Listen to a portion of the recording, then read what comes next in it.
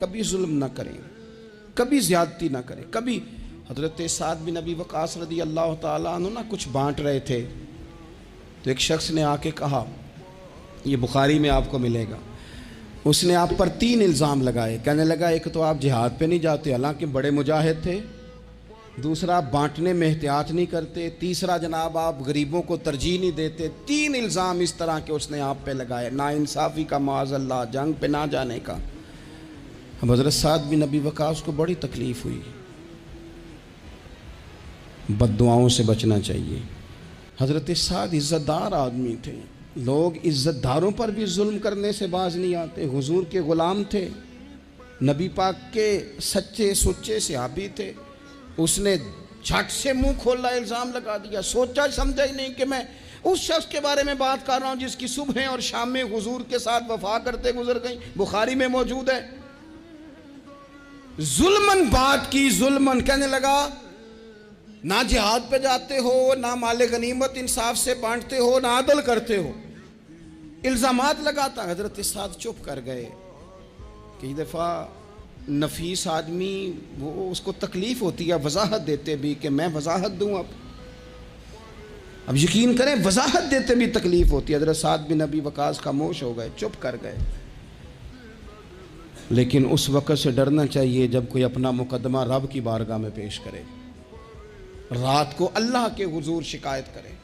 حضرت سعد بن ابی وقاص نے 3 دعائیں کی اس کے لیے، دعائے ضرر، بد دعائیں دی 3۔ کون سی؟ کہا اے اللہ اس کی عمر لمبی کر دے، اے اللہ اس کا فقر بڑھا دے۔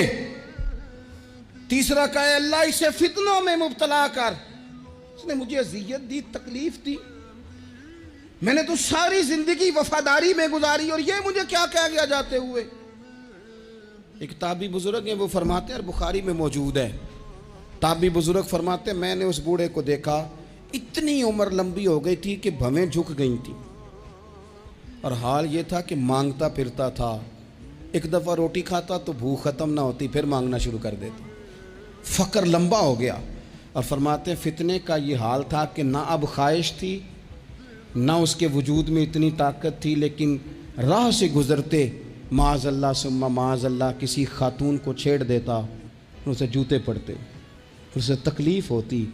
تو جب لوگ اسے پوچھتے یہ تو کیا کرتا ہے، تو کہتا یہ حضرت سعد بن ابی وقاص کی دعا ہے جو میرا پیچھا کرتی، یہ میں نے ان پر ظلم کیا، زیادتی کی، الزامات لگائے، دل توڑا، یہ دعا ہے جو مجھے جینے نہیں دیتی۔ خدا را اپنے لہجوں پر، اپنے انداز پر تھوڑی توجہ دیں۔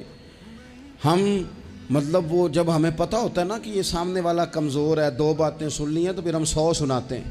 یہاں سے ظلم شروع ہوتا ہے، یہاں سے بندہ دیکھ کر لوگ اس کے ساتھ رویہ اختیار کرتے ہیں۔ بندہ دیکھ کر میری غربت نے کیا مجھ کو زمانے میں بدنام، تیری دولت نے تیرے عیب چھپا رکھے۔